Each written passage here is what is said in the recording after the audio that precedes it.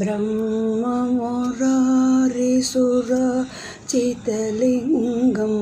निर्मलभाषितसोपितलिङ्गं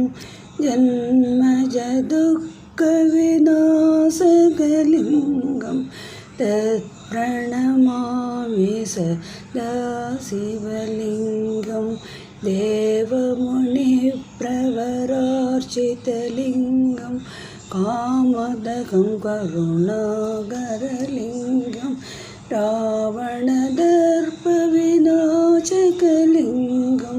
तत्प्रणमामि सदा शिवलिङ्गं